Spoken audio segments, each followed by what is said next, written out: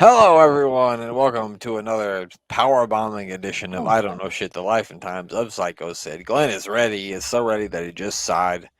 I'm your host, Brent Piles, and of course, with me, as always, is my co-host, G.A. Russell, Glenn Abbott. Glenn, how are you doing? I'm okay, thank you. I went out. The sun was shining. It was nice and hot. I went out. The skies darkened and the rain came down, and I got wet. Well, I mean, at least that probably cooled it off a little bit, though.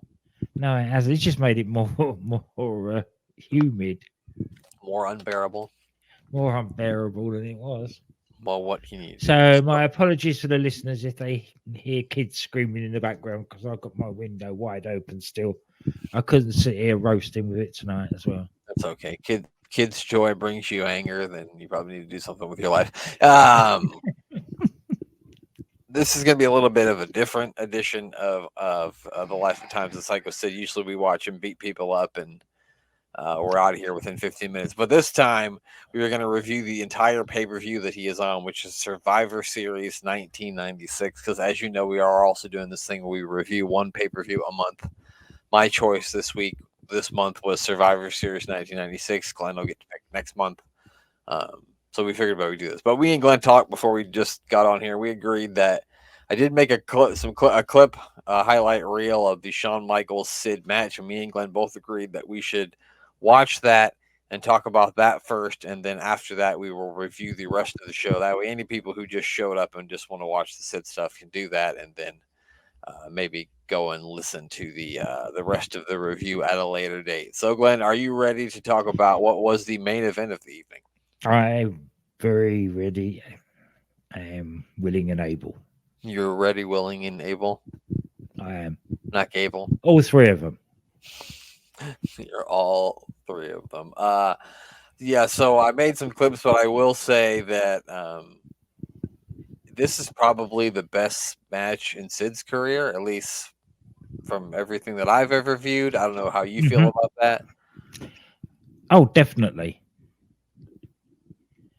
The storytelling, everything was spot on with it. Yeah, and even the crowd, like the crowd Mhm. completely turned on Shawn Michaels, and they were Yep. 100% behind Sid. So, um, Well, they've been for a few weeks, haven't they?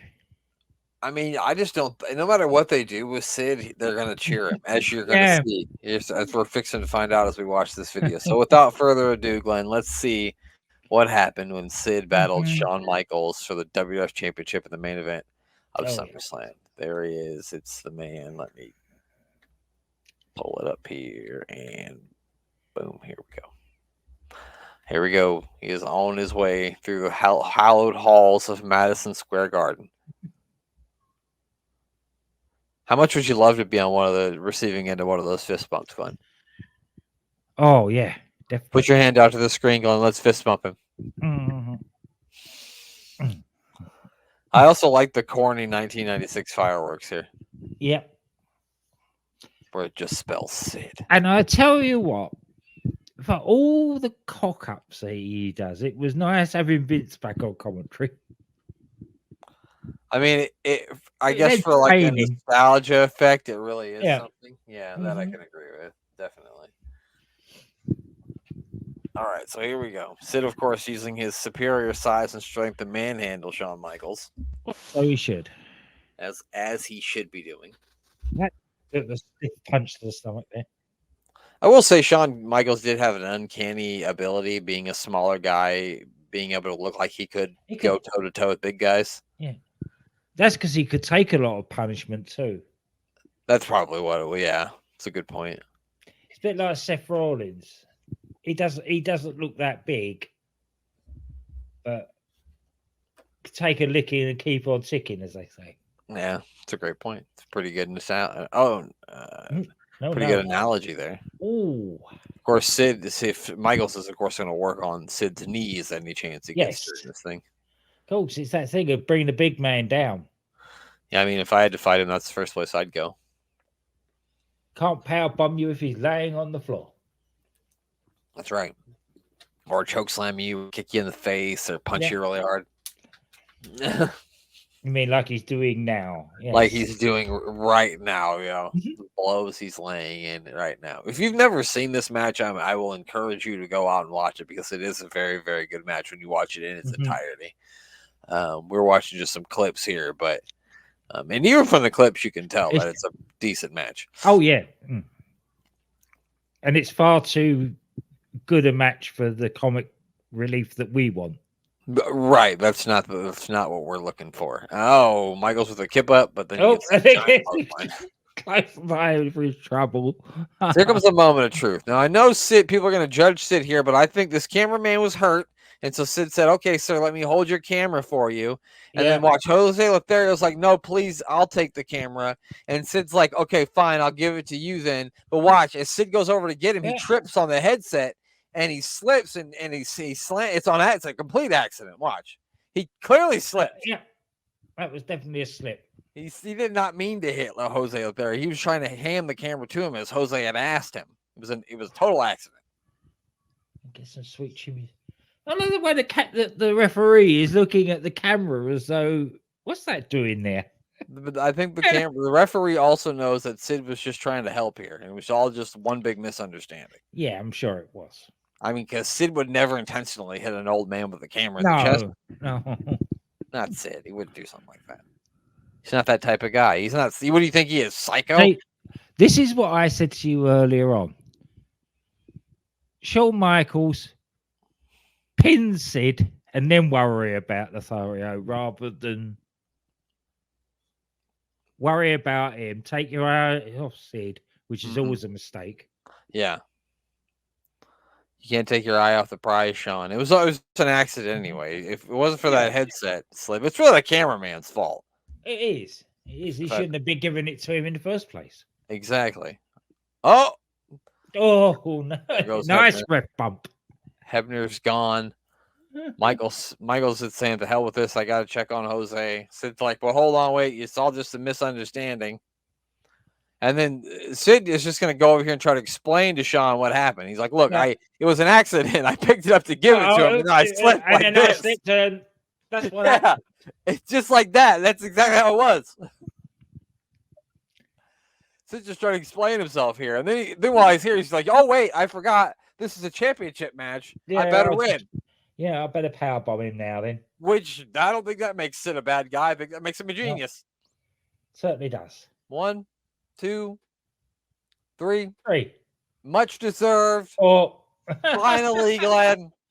He is the world champion. Hey. Should have won it from Hogan there. at WrestleMania 8, but he got it right here at Survivor Series 1996. After doing a good deed and trying to help an injured cameraman. What a guy. Certainly is. What a man, Sid. Look at that. Woo! Yeah. I'm happy. I don't know about you, Glenn.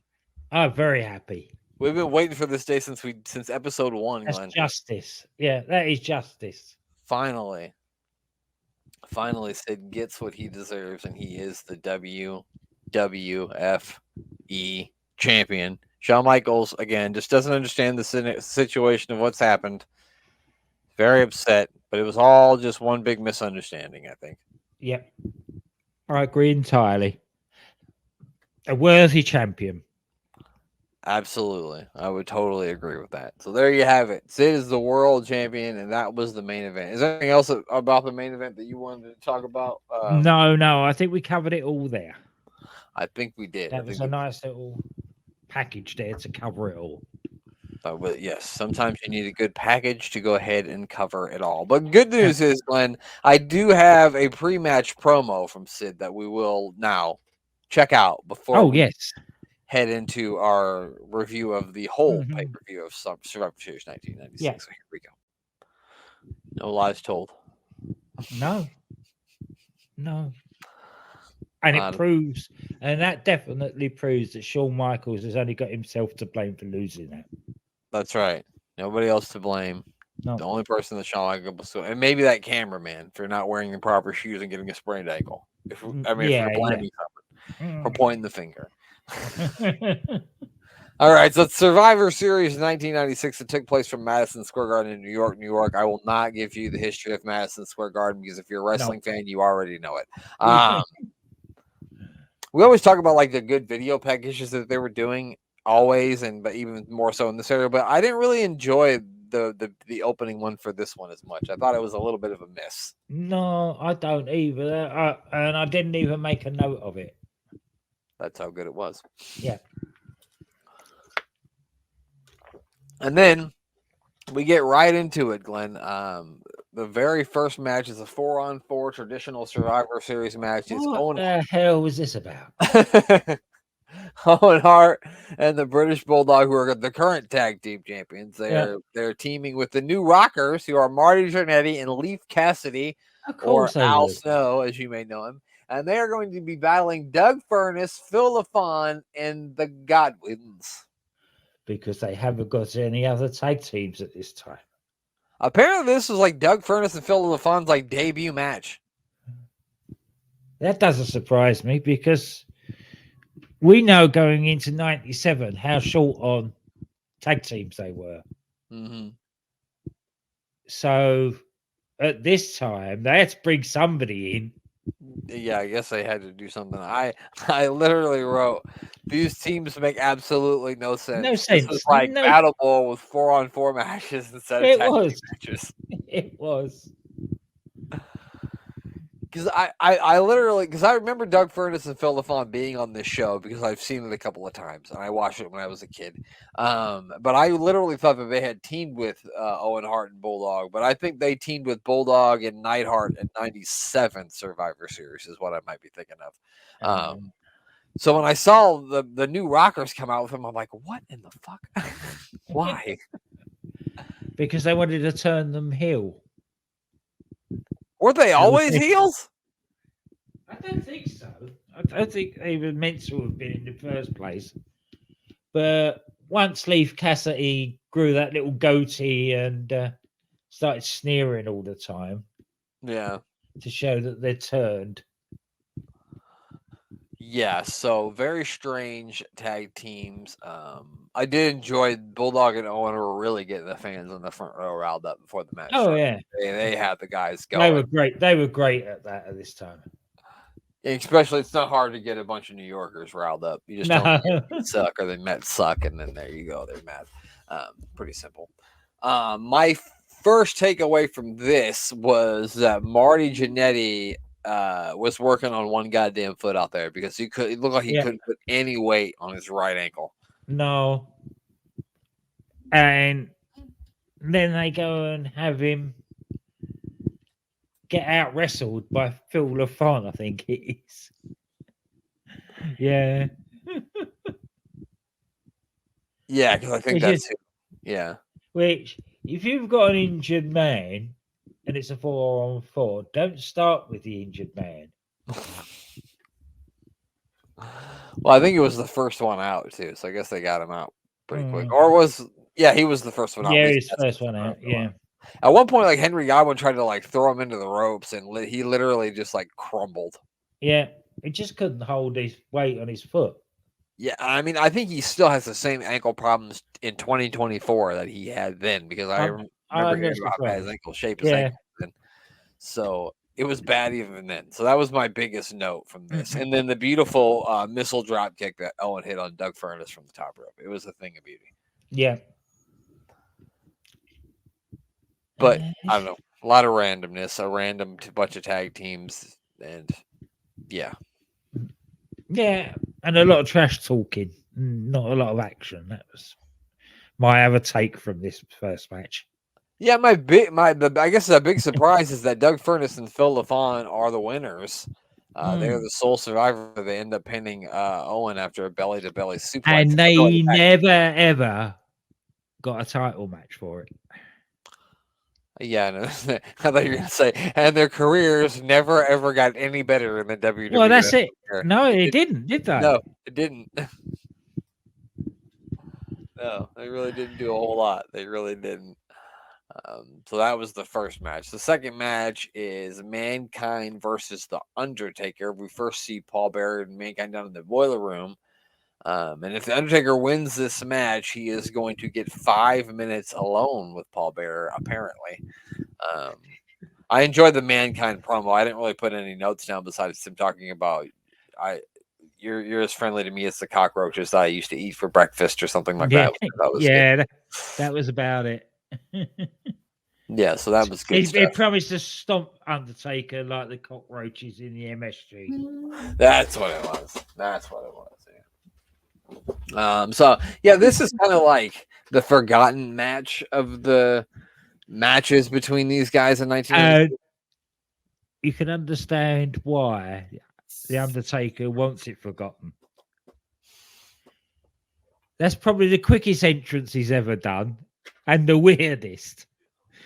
Swooping in like a giant bat. Yeah, like the Batman or some shit. Yeah. I guess they were trying to do something different because the last time we saw him was when he was buried alive, I guess. That's right. And he's ditched the mortician's outfit for this kinky leather number. Mm. What do you think his safe word is? Rest in peace. Yeah, that'd be hard to get all that out. Yeah. He's in a real leather getup. He looked like a pirate. Yeah. Yeah. All I knew was an eye patch. Sorry. I loved in this match that Taker tried to take Mankind's mandible claw hand out of the equation by beating the shit out of it. He was really working that fucking hand over for sure. They do have Paul Bearer hung in the middle of the ring in a shark cage during this entire match too. Oh, of course, yeah. Oh, that was the other thing with the entrance. Is Paul Bearer saying, "I'm not getting in that cage. I'm not going in that cage." Taker comes to the ring. In he goes. Yeah, he's in the cage. Yeah, that didn't last very long. Yeah, because these guys had three other pay-per-view matches this year. I think they wrestled like King of the Ring, SummerSlam, Buried Alive, and this one. Yeah. So I mean, it was physical at times, but I guess it did have spots where it got a bit boring. Yeah, it was a little slow, but it wasn't too bad. It wasn't. Yeah, I mean, it's Undertaker versus Mankind, so it was never going to be bad. It's just if you look at the body of work that these guys have done, this is absolutely going to be a forgettable match. Yeah, you know. I love the point where Mankind clotheslines the Undertaker, realizes he's made a mistake, dives over the barrier, and runs into the crowd. Well, I thought that was quite funny. You gotta do what you gotta do sometimes. Yeah, the Undertaker eventually does get the win when he hits the tombstone on Mankind. He's supposed to then get his time with Paul Bearer, but then the Executioner makes an appearance. Because he's well known for these feuds with the Undertaker. So I'm pretty sure that he debuted at Buried Alive. Or he came back at Buried Alive and helped them bury the Undertaker alive. And if I'm not mistaken, I'm pretty sure he has a match at the December In Your House, which is I think called It's Time. And it's like an Armageddon match, which Armageddon rules match, which don't ask me what the fuck that means because I don't know. And it's the Undertaker versus the Executioner. And if you guys don't know, the Executioner is Terry Bam Bam Gordy. At our next pay-per-view, we might find out what it is. Who knows? Who knows? Who knows? Stay tuned. Glenn gets to pick, so you never know what Glenn might choose. But yeah, so the Executioner shows up and he kind of beats up on the Undertaker. Taker eventually fights him off, but they do get Paul Bearer out of there before the Undertaker can get his hands on him. So we don't get the payoff because that's what we came for was the Undertaker beating up Paul Bearer. We didn't get it. I love the fact that the Executioner did a very, very good job of timing his run-in because the Undertaker had already tombstone Mankind and was about to pin him, and then in comes Executioner. So the Undertaker wins by disqualification rather than. Did he? Yeah. I thought he pinned him, and then I thought Undertaker's like waiting outside the cage as it came down, and then the Executioner showed up. But I mean, I get high a lot, so Could have missed It says here that the executioner runs in for the immediate DQ. it. Okay. And Taker chases all the heels off. Okay. Okay. Maybe I mean, I've forgotten lots of things, so that Yeah. totally could be the case. So I mean, a decent match. After the abomination that you could call the first match, Sunny then makes her way down to join the commentary team, and we get a promo from Hunter Hearst Helmsley's team. I guess we find out that Mark Henry will not be able to be on the Mark Marrow's team, as they will face Goldust, Hunter, Crush, and the King Jerry Lawler. Heel team comes to the ring first, and then Mark Marrow comes to the babyface team. He's got the stalker. And the debut of one Rocky Maivia. Glenn, you ever heard of this guy? The name sounds familiar. Yeah, I've heard Maivia before, but I don't know about Rocky Maivia. Yeah. Yeah, I don't know. I guess we'll see if that. I'm sure, yeah. if that- I'm sure he must do something with his career. maybe. I guess we'll find out if that kid does anything one Yeah. day. Miro gets on the mic and says, "Honey, you don't think I'm dumb enough to come out here with just 3 guys?" And then they bring up their 4th member, Jake Roberts, who is paler than Sheamus.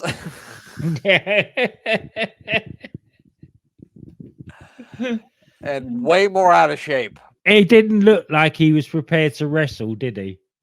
No, it looked like, I want to say at this time, this is when Mark Henry like broke his ankle or broke his leg, like training or something like that. Because I don't think we see him until we just recently saw him come back. You know what I mean? Like I don't think we see him until then. No. I'm talking about like on our 98 review show when he just recently came back. Yep. But I also could have my timelines very wrong. Boy, they love to give Barry Windham shit gimmicks, don't they? They really do, don't they? The fucking stalker. Yes. Well, I've made my views clear on that on a previous episode. What's he supposed to be? Is he supposed to be like a woodsman, or is he supposed to be like, I watch you at the grocery store. I watch you. No, I watch you at home. He has his face painted green and wears fatigues. So there's no way that he's stalking people in a grocery store. He's like, by the way, your new kitchen, your new couch looks great from the yard. That's more like it. Yeah, that's sort of stalker. He's in the bushes just like. Yeah.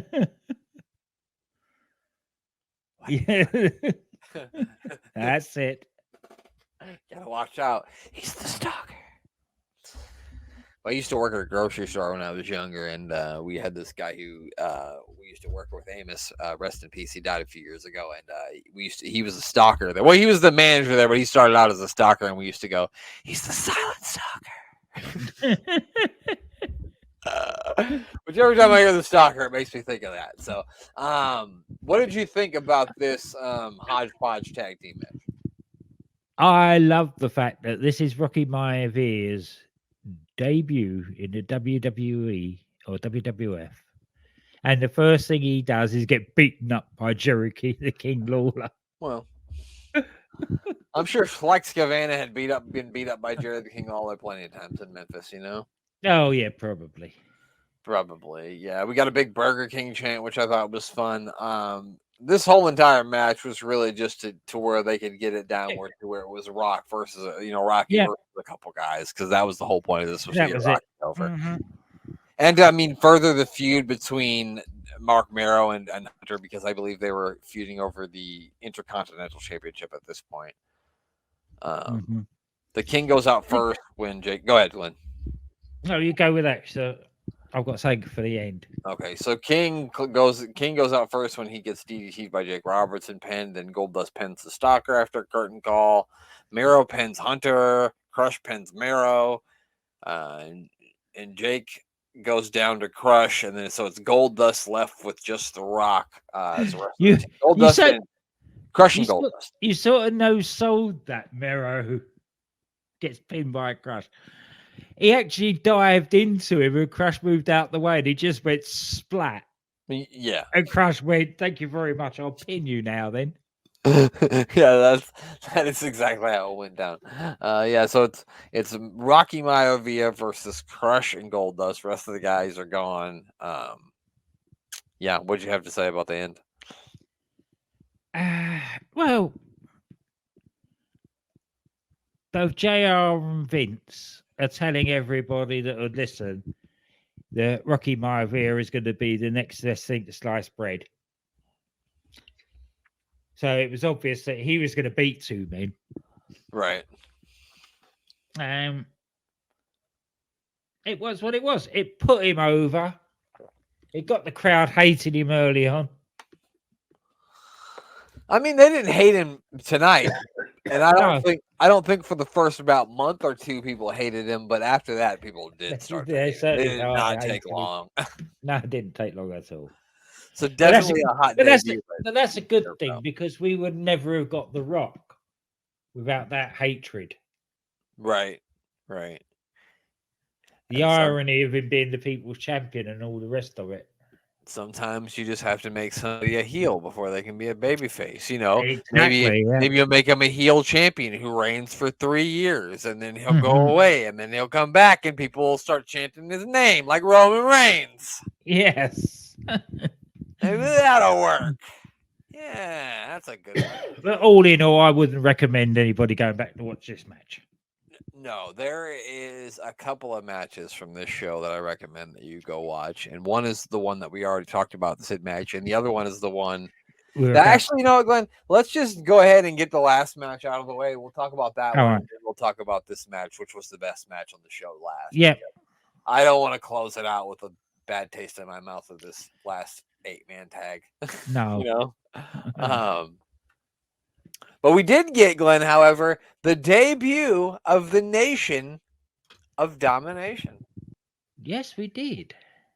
Did you do you remember any lyrics from the Nation of Domination rap? I don't. I bet DC Matthew knows them all. Yeah, he probably does. Something about you count the stars while the ref counts 3. Hope you like to look at ceilings because that's all you're gonna see. Something like that. It was strange that they're debuting the Nation, and yet they put Farouk with Razor Ramon, Diesel, Vader. Yeah, I want everybody to know out there when Glenn says Razor Ramon and Diesel, this ain't Razor Ramon and Diesel. This is Dollar Store Razor and Diesel. These are the light versions. It's Kane, and I believe his name was Rick Titan. I think that's what he wrestled by a Canadian man. And then, of course, Glenn, not only did we get the debut of Rocky Maivia this evening, and the Nation of Domination, we also got the debut of Flash Funk, one of the Funk cousins. I'm just kidding. He's not a Funk cousin. And I know that Glenn is a big fan of Flash Funk. Now, he's all right. He's a good wrestler, but I wouldn't call myself a fan. I used to like his entrance when he had the Funkadactyls with him. But... Oh, Flash, you are so funky. My favorite part when he comes out is Jim Cornette losing his mind on commentary. Well, what is this? What is going on here? As if he'd never seen such a thing. Because he hadn't. Yeah. I don't know. Do you have any notes? Oh, and I forgot. They have a mystery partner, Glenn. Do you want to tell them who the mystery partner was for Savio Vega, Yokozuna, and Flash Funk? Stevie Richards. No, it wasn't Stevie Richards. I'll give you a hint, Glenn. He's a murderer. Jimmy Snooker. You got it. I wish it would have been Steven Richards. Yeah. That would have been great. So yeah, this was a quicker of the 4-on-4 matches. The other ones went like 20 plus minutes. This one only got like 9. Most impressive thing was like the first 2 minutes of Flash Funk doing shit to Vader, like the moonsault off the top rope to the outside. but that's really it. Also on commentary, this made me laugh. Is that Jr. and Jim Cornette were arguing, and Jim Cornette's like, "You couldn't manage a Wendy's," and Jr. said, "I could manage it one if you lived in the town,"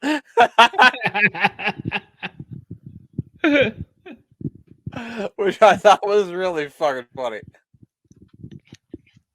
But And to end a crappy match, everybody gets disqualified because Fake Diesel grabs the chair, yeah, he, which I don't know how that works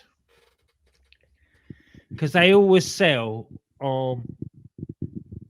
any any multi-man matches. The usual rules don't apply, yeah. like count outs or anything like that. Normally, anything goes in a multi-man match. Well, in a Survivor Series match, though, you can be ruled out by disqualification. So technically, Uh, Diesel should have then just been but disqualified for use of the chair. yeah, I suppose. But then Savio ran in from the back, who had just been eliminated by Farouk, I think, Yeah, and he had a chair. So maybe that's why. I mean, you know what? You know, the thing was, they were yeah. like, we have to get 20 minutes for Shawn Michaels because if we don't, he's going to throw a hissy fit. Everybody, get out of the ring! Get out! Basic, basically, they were saying, yeah, at 9 minutes 50, you've wasted 9 minutes 50 of everybody's time. Get the fuck out the ring. Flash Funk has danced already. Get the fuck out of here. Yeah. I felt just really bad, and I felt really sad to see Yokozuna, to be honest with you, because he just Yeah, he did he shell, didn't he? He yeah, shelved. it was just not good. I just really just felt bad seeing him. Because I mean, when he first came in, he was still so light on his feet, and the way he could move, it was just so sad to see him in the state that he was in 1996. But yeah, another throwaway. There was mostly all throwaway matches, besides the main event and in this match, which was Stone Cold Steve Austin facing the returning Bret the Hitman Hart, who we had not seen since WrestleMania 12. Um, Austin does a And promo before the. Go ahead. it must have pissed Bret Hart off because Austin got such a pop. The MSG crowd went absolutely potty for him. They did, and Bret was talking up in his promo about how like this is like his home turf in Madison Square Yeah. Garden. I liked him. I liked in Stone Cold's promos. Pettingill's building up Bret Hart, and cliches are cliches, and an ass whipping is an ass whipping, and that's exactly what you're gonna get. Mhm. But yeah, this match is amazing. It is. It is. There's too much in it to actually have made that detailed notes. I said the exact same thing, Glenn, and I literally only picked out three of my favorite things from the match to talk Uh-huh. about.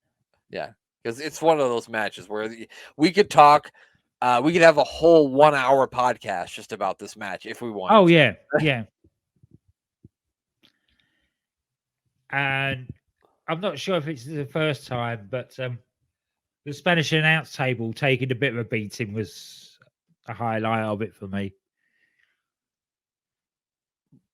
When Nosty chucks Brett into the Spanish announce table. When he slingshotted him.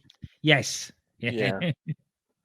That was in mine too. I used to, I was fucking, 1996, I would have been 12 years old. And so I had this Ninja Turtle that I used to wrestle with. Mhm. And whenever nobody was home, one of my favorite things to do after watching this match was to take the Ninja Turtle by his two legs and then slingshot him over the kitchen table as if I was slingshotting him over. Yeah, the Spanish announcers. Dispensing out table, yeah, and then climbing over him and pummeling his face as he was lying on top of Hugo Savinovich, which is actually what happened. Yeah. So yeah, that was one of my favorite parts too. That was fucking amazing. And then he gets up on the apron too and does like an elbow smash to Bret while Bret's laid across the table. And while I think they had done more table spots at this point, but that is one of the very first ones, and it's one of the ones that always sticks in my mind when I think of table spots too. So yeah, that was great. Yeah. a sub bit of blurring out of Steve Austin doing the double bird for the first time. Oh, they did, yeah. It's amazing how, as things went on into the Attitude Era, how they stopped blurring it out. Yeah, because when we watch in '97, pretty sure when he flips people off, he ain't blurring it out. No, by then they're giving up on that. Yeah, pretty damn sure. I mean, the storytelling in this match was really good. It really had it was like a book. It had a beginning, it had a middle, and it had an Yeah, end. You really couldn't tell if you didn't know watching it live. You probably wouldn't have been able to tell which way it was going to go by the way they paced it. Um, nope. it was. I mean, Bret Hart matches are always amazing, but this one's like on another level. And like I said to you, when you watch this, the Austin moves and wrestles in a different way than he does when he's at his peak. Like he relied more on brawling and like no DQ Yeah. matches and stuff like that. But imagine what he could have done if he would have been able to wrestle like he. Oh yeah. Then oh man, he could have I been tell you, even bigger than he was. and knowing what was coming up, when Bret Hart tombstoned him, I winced. Oh yeah, yeah, definitely. But as we know, that wasn't the one that did the damage. Thankfully. No, different heart, different time. What else? What else did you put down from this? Just it was a surprise ending because Austin is so over, but you can see why they did it. Having Brett win it, that's what sort of triggered Austin into being the monster that he was going into '97. Yeah, I mean, and that's kind of the way it had to be with as hot as Austin was. Yeah, Because while Brett did beat him clean, it more looks like Brett got lucky. it did, yes. Because he's going to lock him in the $1 Million Dream. And at this point, Austin had been beating Brett down for 3 or 4 minutes with a lot of heavy moves. And he'd been using the $1 Million Dream. He looks like he's going to set it, hook it. He does hook it, but then Bret Hart's able to kick his feet off the top turnbuckle. They roll backwards. Brett gets the pin. I loved Austin's leaving the ring in the middle. That was a good escape from the $1 Million Tree, climbing the ropes and flipping over backwards. Yeah. It's a bit like their finish to the Bret Hart Roddy Piper match from WrestleMania 8. A bit. A bit, yeah. Yeah, a little bit. So yeah, that's how it ends. If I had to make a list of my top 10 favorite matches, this is probably going somewhere between 10 and 5, I think. Oh yeah. They on that Scott's blog of Doom, they give it 4 3/4 stars. And I thought that's a 3/4 too low. That's a 5-star match for my money all day, man. Yeah, and me. Yeah. I know most people wouldn't say this, but if you had me pick between that match or the WrestleMania 13 match, if I was only allowed to watch one of those matches for the rest of my life, I'm picking this one every time. That one, definitely. I love the WrestleMania 13 match, but this one's better. Yeah, it is. I guess it's because this is an actual wrestling match as opposed to that's like a street fight. That was a fight. That was just a fight. Yeah.